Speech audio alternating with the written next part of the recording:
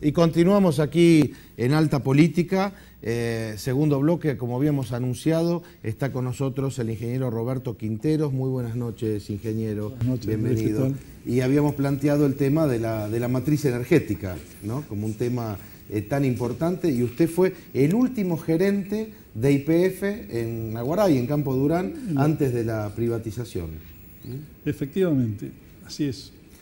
O sea que, digamos que podría ser un hombre comprometido con la parte de petróleo y gas, y específicamente con lo que se habla en esta provincia, que a veces es necesario hablar sobre algunos conceptos claves, que es: Salta es una provincia que tiene petróleo y gas.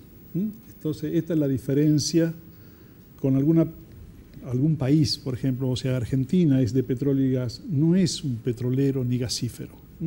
Eso le queda para países que son Arabia Saudita, Irak, Irán. ¿Qué significa esta diferencia? Que justamente debemos ser muy estratégicos. Yo lo escuchaba el panel anterior, fundacional, o sea, cada uno que entra empieza. Y justamente la energía, sobre todo en los no renovables, exigen políticas de Estado coherentes a través de los años. Y si no, veamos una cosa muy simple. Muy poca gente en Salta creo que se ha dado cuenta, y es evidente que la demostración es tal, que Salta debe ser una de las únicas provincias que tienen petróleo y gas donde en la universidad no tiene profesionales, salvo los técnicos que tienen en Tartagal, sobre petróleo y gas. Pero no solamente en eso, sino en la industrialización de esto. Quiere decir que, digamos, ¿cuál es la importancia? ¿Cómo lo fue colocando con el tiempo? Pero ahora vayamos al tiempo. Yo a veces tengo en mis presentaciones que hace 52 años, el presidente Frondizi abría la válvula del gasoducto del norte, con lo cual esto da una idea de que Salta le entregó al país durante 52 años gas. Pero por el lado de petróleo, le entregaron los subproductos. Si ustedes, todos los salteños lo conocen, yo no soy de Salta, pero bueno, prácticamente soy como un hijo adoptivo. En febrero de 1941, la gente que pasa por Chachapoyas se va a dar cuenta que ahí estuvo la refinería. Debe haber sido una de las segundas refinerías del país. Recuerdo haber visto fotos importantes de la inauguración. Y todavía lo tenemos ahí. Es decir, para mí siempre que paso por ahí es un dolor porque muy poca gente se acuerda. Cuando hablamos de este tema, entonces esta reflexión histórica, donde de la historia tenemos que rescatar esto, las bondades, no lo hemos aprendido. Esta refinería que estaba acá duró hasta el 60. En el 60, junto con el acto de la inauguración del gasoducto del norte, entra la refinería en Campo Durán. Estratégica, sí, porque es una de las refinerías que pone YPF en la frontera. Ya, fíjense, pensando en lo que podría ser el desarrollo entre Bolivia, el sur de Brasil, Chile, Perú. Fíjense qué importante. Pero a su vez esto estaba concatenado con algo que también se ha olvidado la gente. Que tenemos un ferrocarril de trocha angosta que el gobernador en su momento de Tucumán, que era Palito Ortega, tuvo el tupé de hacer el viaje en esta trocha angosta desde Tucumán hasta San Pablo. Esta trocha angosta lo tiene Chile, lo tiene Bolivia, lo tiene Perú y lo tenemos para llegar hasta San Pablo. Fíjense la importancia de esta trocha angosta. Qué importancia relevante. Y un poco lo que hacía mención recién en el panel anterior el doctor, yo les traje una cosita, que, fíjense qué importante. Hace 52 años cuando se gestó esta inauguración, toda la preparación previa, dijeron, bueno, a ver, ¿por qué vamos a hacer este gasoducto? ¿Cuál es la intención? ¿Solamente que transporte gas y se lo llevamos a Buenos Aires? Estamos hablando del gasoducto que sale de Campo Durán. Que sale de Campo Durán. Y fíjense las tres columnas fundamentales, que yo hoy estoy intentando, y agradezco este programa, estoy intentando de que podamos empezar a hablar sobre esto, que se habló hace 52 años cuando se armó el gasoducto al norte. Fíjense lo que era: integración regional, desarrollo industrial y consolidación demográfica.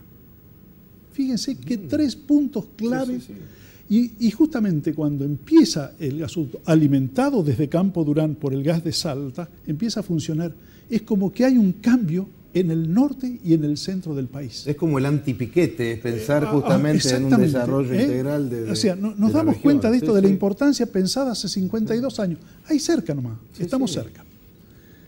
¿Y entonces qué pasó entonces? Desde entonces empezamos a, un poco lo que era el tema del programa, es decir, bueno, se empiezan a hablar de lo que son energías primarias y secundarias, que esto también hay que saber. Las energías primarias son las que le dan la validez a un país. ¿Qué son las energías primarias? 2 grandes, renovable y no renovable. Esta matriz energética de lo primario, que después viene todo lo secundario. Por ejemplo, la electricidad es algo secundario, la gente confunde, no, es provocado por esto. Es decir, que si yo no tengo esta materia prima, las secundarias son difíciles. Bien. En el año 70, por ejemplo, para que sea una pequeña reflexión, en el año 70, la matriz energética a nivel país, el 18% era gas natural, el 11% eran otras formas de energía y el resto era petróleo. Esto se hace más o menos como para hacer las políticas que son estratégicas, que hablaba el panel anterior, cada 10 años. La energía se mueve de esta manera. Cada 10 años se mueve este mastodonte, este elefante grande. Para obviar todos los anteriores, en el 2010 la matriz energética era 50% de gas natural, 40% de petróleo y 10% de otras formas de energía, ¿no es cierto? Que son nuclear, hidráulica, y ahí aparecen efectivamente, empiezan las biomasas.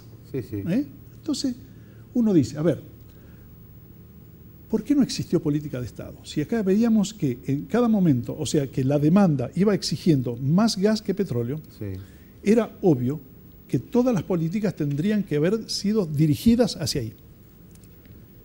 Y no se ha invertido en gas, justamente. Bueno, ahí voy. Entonces, digamos, obviemos toda esta historia para no llevarlo tanto. Vayamos ahora. ¿Qué nos encontramos? Con un país donde está perdiendo paulatinamente las reservas de gas. Hablamos de gas, de gas. Quiere decir, un país que estratégicamente su demanda en la matriz energética era de gas, fuimos perdiendo la reserva de gas. Por ingeniero, le hago una pregunta, porque concretamente en Salta hicimos 2 gasoductos muy importantes, el gasoducto Norardino, el gasoducto de Atacama, que van a Chile y se hicieron, no sé, en el año 2000 se deben haber inaugurado. ¿No se previó que no iba a haber gas a los pocos años? Porque ahora estamos importando, tengo entendido, gas de Bolivia y usted me contará los costos, porque no sé cuál es el costo que estamos pagando a Bolivia y cuál es el costo de la extracción propia nuestra que tenemos aquí en nuestra provincia. Y acá entonces hay 2 cosas. O hicimos algo para deshacer o fuimos negligentes. Pero no hay uno positivo, es decir, quisimos hacer y no nos salió. Bueno, es buena pregunta. ¿Fuimos negligentes o hay algo más, ¿no es cierto? Entonces, esto es lo que aparentemente en el país no se dio esta discusión. Pero fíjense qué importante. Ahora vamos a volver al tema del norte, que lo quiero dejar en esta cajita dorada. En la época del presidente Menem, para que ustedes tengan una idea, ver las incoherencias en nuestro país. En la época del presidente Menem, durante 4 años exportamos entre el 40 y el 45% del petróleo que producíamos. Si tomamos el concepto que dije anteriormente, que Argentina no es un país petrolero, o sea, no es ni Irak ni Irán, quiere decir que su petróleo y su gas para esta matriz tiene que estar muy bien consensuada, de tal manera que yo voy haciendo un equilibrio, voy manteniendo un equilibrio entre lo que tengo. A lo sumo con mis países vecinos. 4 años, el 40% de la producción. Pero he aquí lo más grave todavía. Que nuestras refinerías, que son las que procesan el petróleo, porque el petróleo como tal no es un commodity, pero no digamos, yo no lo puedo utilizar. Sí, ¿no? correcto. El derivado, concretamente. Es lo que decía doña Rosa, no lo puedo usar. Tengo que usar los derivados. Nuestra capacidad de refinación en aquella época, teníamos capacidad excedente. ¿Está hablando de igual de la década del 90? Exacto, Sí. en la época del presidente Menem. Sí. Entonces, ¿qué hicimos? Porque ahí se produce la gran transformación. Teníamos capacidad ociosa. Fíjense que nosotros exportamos petróleo en lugar de procesarlo y vender esto, que el mercado era ávido en ese momento. Sí. Para eso fue concebido dentro del esquema de nuestro país una refinería muy fuerte que está ¿dónde? Está en La Plata, que es la refinería más grande, que es prácticamente maneja el 60% de los subproductos del país. Y esa estaba concebida para manejar parte del mercado interno, pero fundamentalmente para exportación. Fíjese que todo esto fue pensado. Y alguien, como decía el panel anterior, y me parece brillante, en el sentido de que alguien dijo, no, esto no puede ser así, y lo cambia. Ahora lo hemos cambiado muy mal, porque ¿cómo está hoy la situación? Exactamente. concreta? Entonces ahora vayamos al norte. ¿Qué pasó con nuestro norte? Muy simple. Nosotros teníamos, por ejemplo, ¿cómo medimos esto? Porque yo contarles a ustedes, es decir, a ver cuántos millones y de gas y de petróleo y de reserva tenemos. No, esto se mide por una cosa muy simple, que es el horizonte. ¿Cuánto tenemos de horizonte de petróleo y gas? Sí. Y esto sale muy simple también entre las reservas y lo que produzco. Es un número dinámico. Ese cociente nos da años. Nosotros en el año 2000, en el norte, tanto en gas como en petróleo, teníamos para 20 años. Ajá. O sea que teníamos 20 años para, no los quiero meter en una reserva aprobada. Sí. Bueno, hoy ¿cuánto tenemos en el 2011? Es decir, esto es producto de las políticas. Hoy tenemos 7 y 8 años respectivamente entre petróleo y gas. Quiere decir que no hicimos la previsión de... Pero, o sea, ¿se dan cuenta? Entonces, y si vemos esta extrapolación, por eso cuando la gente de planeamiento estratégico hablaba, yo creo que es imposible pensar, si no pensamos en la energía, porque no estamos en Buenos Aires. No, por supuesto. Estamos acá donde nos va a costar muchísimo esta energía.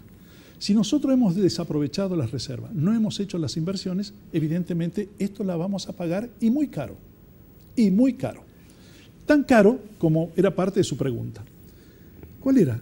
¿Cuánto estamos pagando ahora? ¿Estamos importando gas de Bolivia? ¿Cuánto estamos importando de Bolivia hoy, Andrés? ¿Cuánto estamos importando? Estamos importando más o menos en el orden entre 14 y vamos a dar 16 millones. Y tenemos para el contrato hasta el año 2026, lo máximo son 27 millones. ¿Qué nos duele? ¿O qué les debería doler? ¿O nos debería doler? Yo también como salteño. Millones de metros cúbicos de gas. ¿Cierto? Esto significa, estos 14 o 16 millones que hoy estamos importando, es lo que dejó de producir el yacimiento norte. Hoy el yacimiento norte, hoy, exactamente los datos que les traigo es de octubre, está produciendo 10 millones por día cuando producía entre 20 y 22 millones. ¿Cuánto hace? Del 2000 al 2011. Hace 11 años. Esto es lo que le digo que la gente no entiende. ¿Y cómo es esto en un programa energético? Bueno, esto necesitamos 6, 10 años para elaborar esto como inicial, para meter un pozo en producción. Ingeniero, yo lo voy a invitar otro martes porque me gustaría que nos cuente cuánto hay de posibilidad de manejo de las provincias respecto de estos recursos y cuánto estamos dependiendo de la política nacional. Lo invito a que eso lo hagamos. ¿Qué tema? Y obviamente me gustaría también conocer un poco más de los costos. No queda tiempo, pero seguramente esto que decíamos, si importamos a un precio enorme... Un poquitito nada más. Desde enero, la importación del gas de Bolivia, desde enero hasta octubre, se ha invertido 1.400 millones de dólares en traer el gas de Bolivia. Y no solamente ese traemos, sino que traemos el otro que está entrando por Bahía Blanca. Mientras tanto tenemos nuestros pozos acá a medio, así de simple. A medio hacer. Muchas gracias, ingeniero. No, por favor, gracias. Creo que ha sido muy claro y han quedado muchísimas incógnitas para poder seguir resolviendo. Seguro, gracias. Vamos nosotros a la última pausa y enseguida Javier Cornejo Solá.